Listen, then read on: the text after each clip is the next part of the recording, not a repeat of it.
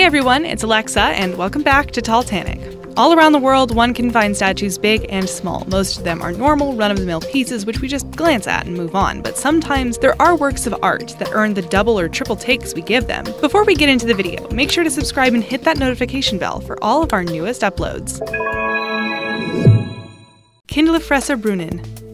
This strange fountain dates all the way back to the 16th century and is located in Bern, Switzerland. Hans Gang, a Swiss Renaissance sculptor, created it to replace an old wooden fountain from the 15th century, and it's believed to have been done in 1545 or 1546. Initially, the fountain was called Platzbrunnen, but the name was changed in 1666. A very literal translation of its current name into English is Fountain of the Eater of Little Children, and it's pretty easy to see why it's called that. It features an ogre relaxed in a sitting position, eating a child, and at his side is a bag which contains even more terrified children for his consumption. A frieze featuring armed bears rushing around ready to go to war surround the bottom of the already weird sculpture, and the frieze is thought to have possibly been designed by Hans Rudolf Manuel Deutsch. King Wenceslas and his upside-down horse. Found in Prague, dangling from the ceiling in the Art Nouveau Lucerna Palace, is an ancient king riding on what seems to be an upside-down horse. Dave Cerny, a Prague-born artist, created the statue and has produced many other strange pieces throughout his career. He once famously painted a Soviet tank pink in memorial to the Velvet Revolution. He also created an installation piece featuring babies crawling up the Prague Tower, which we'll maybe see in this very video. The artist hasn't given a statement of intention to why he put the horse upside down, but it's thought to be a mocking reference to the famous King Wenceslas statue in Wenceslas Square. Whatever the reason, it seems a strange piece to have hanging from the ceiling of a mall in Prague.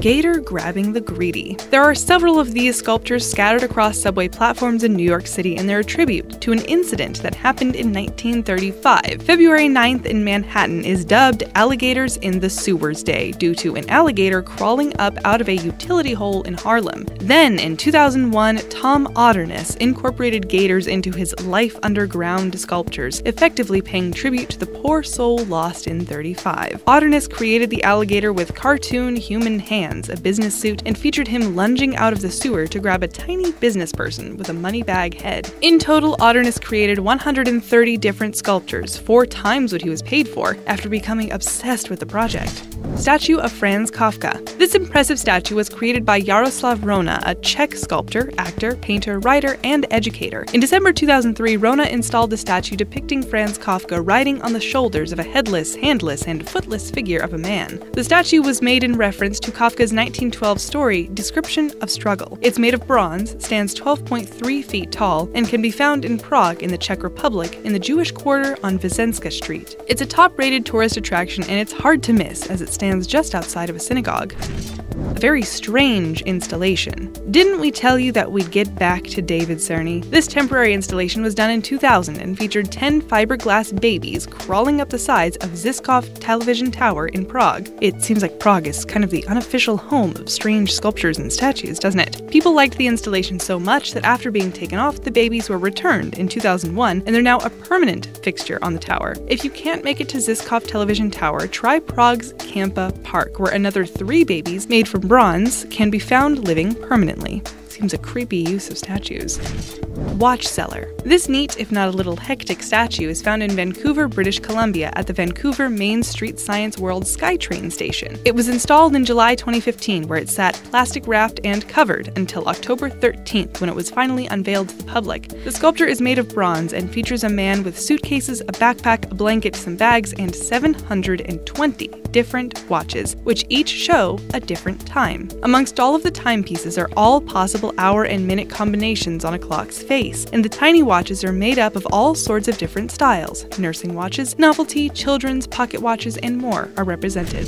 Memel. Alright, this is definitely one of the creepier statues on this list. Meet Memel, a sculpture made from marble, bronze, and stainless steel that was installed back in 1999 by Louise Bourgeois. It is among the world's most massive statues depicting a spider, and it measures more than 33 feet wide and 30 feet tall. Bourgeois created it as part of the Unilever series at London's Tate Modern in Turbine Hall. There are several on display permanently in places like outside the Mori Art Museum in Tokyo, the Crystal Bridges Museum of American Art in Arkansas, Arkansas, and outside the National Gallery of Canada in Ottawa.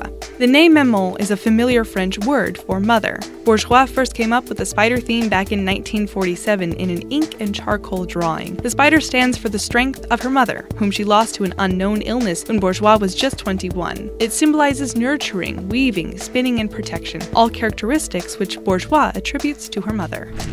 Cow up a tree. This absurd yet comical sculpture can be found resting in a tree in Melbourne's Docklands precinct in Australia. It shows a 4-ton bronze painted cow upside down and stranded in a gum tree. The work is precisely named and is done by the Australian artist John Kelly. The sculpture was displayed throughout 1999 at The Hague and in Paris before going to its permanent home in Melbourne. It's meant to depict a cow stranded in a tree by floodwaters, which has happened in the country more than once. It's also said to be an homage to Sir William Dobell, an Australian artist tasked with camouflaging airfields during the Second World War. The sculpture is a short 13-minute walk from Southern Cross Station. Man hanging out. Here's another sculpture by famed artist David Cerny, and it's very literally named. This one was first displayed in Prague in 1997 in Mala Strana, also known as Lesser Town, at Respekt 97, an exhibition going on at the time. Copies of the sculpture have dangled in places all over the world, causing quite a stir and controversy. The figure, which looks an awful lot like someone about to end their life, is a representation of Sigmund Freud, the famed psychoanalyst. With the sculpture hanging so high above the streets, Freud gets to eternally fight and ponder the question of whether to hang on or let go. The statue is commonly mistaken as someone trying to attempt suicide, and local police and fire receive calls about it regularly. Charles Joseph Latrobe. We travel back to Australia, where this statue of Lieutenant Governor Charles Joseph Latrobe rests on its head outside of Latrobe University. Latrobe was a Lieutenant Governor of Victoria Colony in the 19th century and is well known for doing some really cool stuff for Australia. He established the Museum of Victoria, the Royal Botanical Gardens, the National Gallery of Victoria, the State Library, and Melbourne University. Charles Robb, the Australian sculptor who designed the Latrobe statue, when asked why the figure is on its head, he said something along the lines of universities needing to turn ideas upside down and spend time and energy on those ideas. BERND das BRAT. The character this statue is based on is really popular in German pop culture and is a fixture on children's channel KLKA. In 2007, the statue was presented to the city by the channel, and it stood next to City Hall until January 21, 2009, when somebody stole it. The abduction was claimed by a group of anarchists, and they even posted a video on YouTube not long after, stating that the statue had joined their ranks. What did the anarchists want, you may be wondering? They were trying to win back squatting rights at a factory that had recently closed down. Bernd was eventually found a few weeks later in an abandoned building and was returned to his rightful place next to City Hall. CREEPACHU. This bizarre, very creepy Pikachu statue was displayed at the 5th annual Wenzhou International Animation Festival, and it definitely got some attention. The point of the festival is to celebrate all kinds of animated works from around the world, but apparently some of the statues were insulting to some. Some people even took pictures flipping the bird at some of the sculptures and showed their dislike in other ways as well. The statues at the festival range from 6.5 to 13 feet tall and were set up in a section of the festival called Cartoon Paradise. All of the main characters of the Pokemon TV show, as well as many other famous animations, were featured, including characters from Avatar, Ultraman, and Naruto.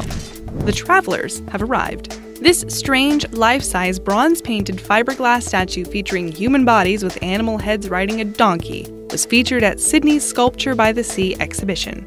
Smaller versions are also available for purchase on various websites, just in case you want this for your own. The characters depicted in the statue are those of Dogman and Rabbit Girl, now Rabbit Woman, two popular characters in the works of Gilly and Mark, a collaborative artist couple from Australia. The two have many famous sculptors and have been working together since 1990, when they met and married 7 days later.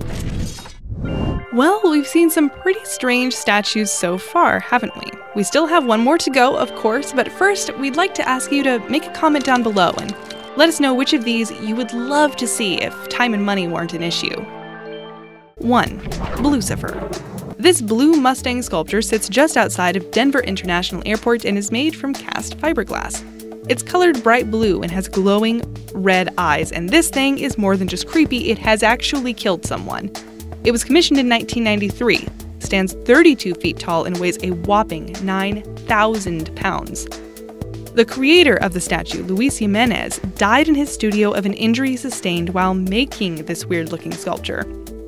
The head of the beast fell on him, and he sustained fatal injuries. His team and some professional race car painters worked to complete the rest of the statue, and it was unveiled at DIA on February 11, 2008.